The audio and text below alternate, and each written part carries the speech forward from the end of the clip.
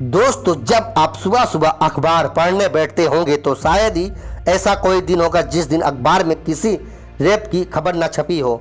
आए दिन रेप के मामले बढ़ते ही जा रहे हैं और ये हमारे लिए, हमारे समाज के लिए और हमारे देश के लिए बेहद ही गंभीर मुद्दा बन चुका है। इस मुद्दे पर हमारे सरकार के द्वारा गहन चिंतन करने की आवश्यकता है। दोस्तों, कई सालों से दुनिया भर में महिलाओं का शोषण किया जाता आ रहा है और ये शोषण केवल शारीरिक ही नहीं बल्कि मानसिक भी होता है। और रेप के बाद महिलाओं की समाज में क्या इज्जत रह जाती है, ये आप लोग बहुत ही अच्छी तरीके से जानते होंगे। जबकि एक महिला के लिए उसके इज्जत क्या मायने रखती है, यह सिर्फ एक महिला ही समझ सकती है। और हवस जैसी मानसिक बीमारी से ग्रसित कुछ लोग अपने शरीर का भोग मिटाने के लिए जोर जबरदस्ती महिलाओं को अपने हवस का शिकार बनाते हैं, यानी सीधे तौर पर उनकी इज्जत लूट लेते हैं। वही इज्जत जो एक महिला, एक औरत के लिए सबसे कीमती होती है। लेकिन क्या आपने कभी सोचा है कि रेप के दौरान एक महिला को कितना दर्द सहना पड़ता है और इसके बाद उनका होने वाला मेडिकल टेस्ट कितना शर्मनाक और दर्दनाक होता है। हम इसका अंदाज़ा भी नहीं लगा सकते हैं कि ये कितना दर्दनाक होता है। और आखिर एक रेप पीड़ित की मेडिकल जांच किस प्रकार से की जाती है। दोस्तों, इस बारे में कहा जाता है कि अगर रेप फिजिकल वायलेंस है तो टेस्ट मेंटल टॉर्चर है। ये मुद्दे पर बहुत कम ही चैनल वाले ही बात करते हैं, मगर आज की इस वीडियो में हम आपको इस बारे में डिटेल्स से बताएंगे। तो दोस्तों, हमारे अगर यूट्यूब चैनल पे आप लोग नए आए हो तो हमारा channel real Hindi knowledge channel को सब्सक्राइब कर दें, बेल आइकन को ऑन कर दें ताकि हमारी नई वीडियो आप लोग को जब भी अपलोड हो आसानी से मिल जाए। आइए दोस्तों, वीडियो को आगे बढ़ाते हैं। दोस्तों, रेप यानी बलात्कार किसी भी लड़की के लिए जीते जी मौत के समान होता है। बलात्कार जिसका मतलब ही होता है कि बलपूर्वक किया गया काम। आईपीसी के धारा 375 के अनुसार जब कोई पुरुष किसी महिला के साथ उसकी इच्छा के विरुद्ध संबंध बनाता है तो उसे बलात्कार कहते हैं। फिर चाहे वो लड़की हो या महिला, 18 साल से कम हो या फिर उससे ज़्यादा, कोई फर्क नहीं पड़ता है। बलात्कार करने वाला कोई भी व्यक्ति हवस की बीमारी से इस तरह ग्रसित होता है कि उसे एक छोटी बच्ची, जवान महिला और एक बूढ़ी महिला में कोई अंतर नहीं दिखाई देता है। उसको हर महिला सिर्फ हवस को पूरा करने का एक जरिया नज़र आती है, फिर चाहे वो उसकी माँ हो या बहन हो। कभी कभी ये बलात्कारी कई लोगों के साथ मिलकर ऐसा भयानक दुष्कर्म करते हैं जिसे सामूहिक बलात्कार यानी गैंगरेप कहा जाता है। ऐसे ही कुछ लोगों की वजह से समाज में इतना ज़्यादा डर फैल गया है कि लोग अपने सगे संबंधियों पर भी पूर्ण रूप से विश्वास नहीं कर पाते हैं और इसलिए कोई भी अपनी बहू या बेटी को कहीं भी अकेले नहीं छोड़ना चाहते हैं।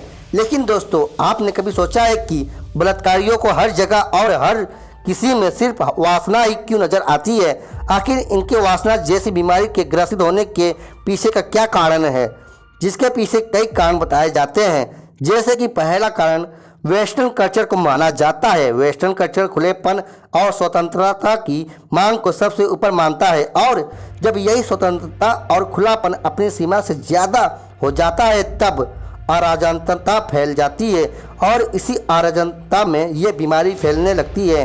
हालांकि वेस्टर्न कल्चर को इसके लिए पूरी तरह से जिम्मेदार ठहराना सही नहीं होगा, क्योंकि कुछ रेप के मामले में ये सही हो सकता है लेकिन सभी मामले में ये नहीं हो सकता। क्योंकि रेप के जो मामले आज हमारे सामने आ रहे हैं उनमें से छोटी बच्चियां भी शामिल हैं और ये छोटी बच्चियां तो किसी भी वेस्टर्न कल्चर या खुलेपन को फॉलो नहीं कर रही हैं, फिर भी उनके साथ रेप हो रहा है, जो कि ये साबित करता है कि वेस्टर्न कल्चर पूरी तरह से रेप के मामले का जिम्मेदार नहीं है।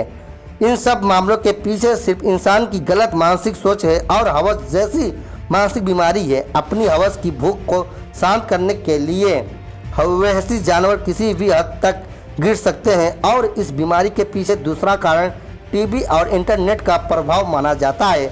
जब से टीवी और इंटरनेट का प्रभाव बढ़ा है तब से पुरुषों में वासना अपनी सीमा से कई अधिक बढ़ गई है। टीवी और इंटरनेट के माध्यम से लोगों के सामने ऐसे कंटेंट परोसे जा रहे हैं जिसका लोगों की मानसिक पर बहुत ही गहरा प्रभाव पड़ रहा है। और तीसरा जो सबसे अहम कारण माना जाता है वो है शराब या ड्रग्स के नशे में डर का खत्म हो जाना, नशे में क्या सही है क्या गलत है ये सब कुछ भूल जाता है। और कई लोग ऐसे हैं जो नशे में एक्साइट होकर अपनी बच्ची, बहन और रिश्तेदार को ही अपनी हवस का शांत करने का एक जरिया समझ लेते हैं। बलात्कार क्या होता है, कैसे होता है, किन कंडीशन में होता है, ये सब उस महिला या लड़की के लिए कुछ मायने नहीं रखते हैं जिसके साथ ये होता है, क्योंकि ऐसी स्थिति में उस पीड़ित महिला के लिए जीवन दुखों से भर जाता है। पहला तो उसका फिजिकल रेप होता है और फिर हर समय हर जगह पर उसका मेंटल रेप अपनों के द्वारा होता ही रहता है। चाहे हम कुछ भी कह लें इसके बारे में, लेकिन सच्चाई यही है कि बलात्कार से पीड़ित महिला के दर्द को बयां कर पाना हमारे लिए संभव नहीं है। फिर भी हम इसको समझाने की सिर्फ एक कोशिश कर रहे हैं। बलात्कार के बाद महिला को एहसानी दर्द होता ही रहता है, लेकिन ये दर्द तब और भी बढ़ जाता है जब उस महिला की या फिर लड़की की उम्र कम होती है या फिर और नाबालिग होती है। गैंग रेप के बाद महिला को एड्स और प्रेगनेंसी जैसी समस्या होने का खतरा भी बना रहता है। गैंग रेप जो कि आजकल कुछ ज़्यादा ही हो रहा है, उससे महिला का शरीर कभी कभी तो इतना घायल हो जाता है और इतना थक जाता है कि उससे उस महिला या लड़की के अक्सर मौत भी हो जाती है। रेप के दौरान पीड़ित महिला के द्वारा इतना सारा फिजिकल पेन सहन करने के बाद न्याय की एक लंबी प्रक्रिया शुरू होती है और इस प्रक्रिया का सबसे पहला पड़ाव यह है कि पीड़ित महिला का मेडिकल टेस्ट कराना। यह मेडिकल टेस्ट बेहद ही शर्मनाक और दर्दनाक होता है। इसलिए इस मेडिकल टेस्ट के बारे में कहा जाता है कि अगर रेप फिजिकल वायलेंस है तो ये टेस्ट मेंटल टॉर्चर है। इस मेडिकल टेस्ट को TFT यानी टू फिंगर टेस्ट कहा जाता है। इसके माध्यम से कौमार्य परीक्षण किया जाता है कि ये पता लगाने के लिए कि महिला के साथ संभोग हुआ है कि नहीं। इस टेस्ट के अंतर्गत डॉक्टर महिला के प्राइवेट पार्ट में 1 या 2 उंगली डालकर टेस्ट करते हैं कि वो वर्जन है या नहीं। यदि उंगलियां आसानी से चली जाती हैं तो माना जाता है कि वो सेक्सुअली एक्टिंग थी। इससे वहां उपस्थित हार्मोन का पता भी लगाया जाता है। हालांकि इस पर सवाल उठते रहे हैं कि ये किसी भी पीड़ित की गरिमा के खिलाफ तो है ही, इसके अलावा अवैज्ञानिक भी है। एक्सपर्ट मानते हैं कि इससे यह पता लगाना मुश्किल है कि रेप हुआ है कि नहीं। इस प्रकार का टेस्ट काफ़ी शर्मनाक होता है, लेकिन इस प्रकार की यह जांच की प्रक्रिया रेप के दौरान करते हुए से भी ज़्यादा शर्मनाक होती है और कभी कभी तो ये किसी जगह पर मेल डॉक्टर के द्वारा ही प्रक्रिया कर दी जाती है, जो कि काफ़ी शर्मनाक काम है। ये प्रक्रिया रेप पीड़ित महिला के रेप के बाद दी जाने वाली किसी टॉर्चर से कम नहीं है। हालांकि health minister two finger test को असाइंटिफिक बता चुका है और सुप्रीम कोर्ट ने भी टू फिंगर टेस्ट को असंवैधानिक करार दे दिया है। सुप्रीम कोर्ट ने इस टेस्ट को रेप पीड़ित महिला निश्चिता और उसके सम्मान का हनन करने वाला बताया है। कोर्ट ने यह भी कहा है कि यह शारीरिक और मानसिक चोट पहुंचाने वाला टेस्ट है। इस टेस्ट को अगर पॉजिटिव भी आ जाता है तो यह नहीं माना जाता है कि संबंध सहमति से बने हैं या नहीं।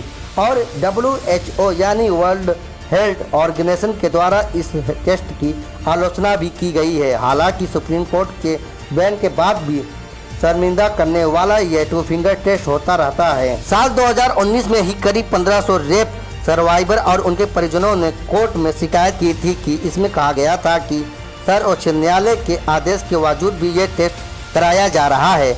याचिका में टेस्ट के कराने वाले डॉक्टर का लाइसेंस कैंसिल करने की मांग की थी और आजकल टू फिंगर टेस्ट काफ़ी चर्चा में है, जिसमें तमिलनाडु के एक केस की वजह से ये मामला अभी सुर्खियों में है। इतना ही नहीं, सब सहने के बावजूद भी एक रेप पीड़ित महिला और भी कई सारी सामाजिक यात्राएं भी सहन करती है। इसके अपने समाज के बहुत से लोग अधिकतर मामलों में उस पीड़ित महिला को ही दोषी मानते हैं और इस घटना के लिए उस महिला को ही जिम्मेदार ठहराते हैं। अब आप लोग खुद ही सोचिए कि इस रेप जैसी घटना के बाद किसी महिला की मानसिक स्थिति कैसी होती होगी और उसके लिए फिर से नया जीवन शुरू कर पाना कितना मुश्किल होता होगा। और इसके चलते न जाने कितनी महिला डिप्रेशन में चली जाती हैं और न जाने कितनी औरतें और महिला सुसाइड भी कर लेती हैं। हमारे देश में अगर रेप का मामला पुलिस तक पहुंचता है तो पीड़ित का पक्ष ज़्यादा दबाव बनाता है, तब कहीं जाकर आरोपी को धरपकड़ होती है और इसके खिलाफ कोर्ट में मामला चलेगा। कोर्ट प्राथमिक मेडिकल जांच के आधार पर ही केस को देखती है, लेकिन अगर मेडिकल जांच में यह बात साबित नहीं हो पाई कि पीड़ित के साथ बलात्कार हुआ है तो सब खत्म और केस बंद। इसीलिए मेडिकल जांच में इसका साबित होना बेहद ज़रूरी है कि बलात्कार हुआ है। हालांकि बढ़ते हुए रेप के मामले को देखते हुए अब इसे गंभीरता से लिया जा रहा है और इससे जुड़े कानूनों में नए नए सुधार किए जा रहे हैं। इसके तहत होने वाली कार्रवाई को तेज करने पर भी बात दिया जा रहा है।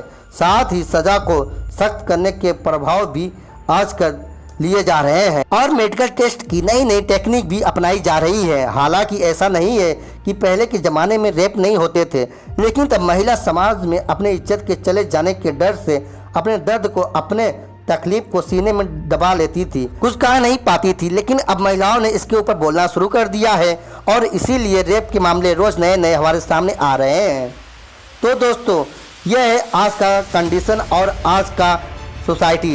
दोस्तों, आपको इस बारे में क्या कहना है, हमें इस कमेंट बॉक्स में कमेंट करके बताएं। दोस्तों, अगर यह वीडियो आप लोग को अच्छी लगी हो तो वीडियो को एक लाइक कर दें। अगर चैनल पे अभी नए आए हो तो चैनल को सब्सक्राइब कर दें, बेल आइकन को ऑन कर दें, ताकि हमारी जब भी ऐसे ही लेटेस्ट और नॉलेजेबल वीडियो आए तो आप लोग को आसानी से मिल सके।